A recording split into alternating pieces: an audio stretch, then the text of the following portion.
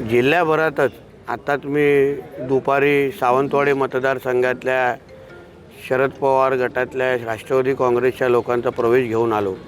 आज वैभववाडीमधले उभाटा सेनेचे मला वाटतं की 80-90% सगळेच उर्वरित कार्यकर्ते हे आज आमच्या भारतीय जनता पक्षामध्ये त्यांनीही प्रवेश केलेला आहे।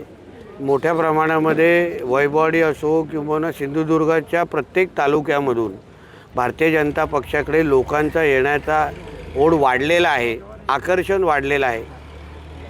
एक सिंधुदुर्गच्या जनतेला गावागावामध्ये एक कळून चुकलेलं आहे की गावाचा विकास करायचा असेल तर भारतीय जनता पक्षाच्या शिवाय दुसरा पर्याय नाही। हे सरळ स्पष्ट संदेश तळागाळाकडून गेला असल्यामुळे आज ह्या मोठ्या प्रमाणामध्ये प्रवेश होत असताना आपल्याला दिसत आहेत। शेवटी या जिल्ह्याच्या तिजोरीचे चाव्याच आज भारतीय जनता पक्षाकडे आहेत आणि म्हणून गावाचा विकास करण्याचा दुसरा पर्यायच राहिला नाही आणि म्हणूनच तुम्हाला चारी बाजूने आज भारतीय जनता पक्षामध्ये मोठ्या प्रमाणामध्ये ताकदीचे लोक ज्यांच्या गावागावामध्ये त्यांच्या बाजूने लोकमत आहेत असे लोक आज भारतीय जनता पक्षाच्या परिवारामध्ये प्रवेश करताना आपल्याला दिसत आहेत। हो, आता तुम्हाला आता रांग लागलेली आहे, टोकन नंबर देऊन ठेवलेले आहेत, महिन्याच्या तारखा देऊन ठेवलेल्या आहेत। शेवटी उद्धव ठाकरे सेना किंवा महाविकास आघाडी यामध्ये आम्ही का राहावं? आमच्या गावाचा विकास करू शकतो का? गावाच्या विकासासाठी निधी उद्धव ठाकरे सेना किंवा महाविकास आघाडीचे नेते आणू शकतात का?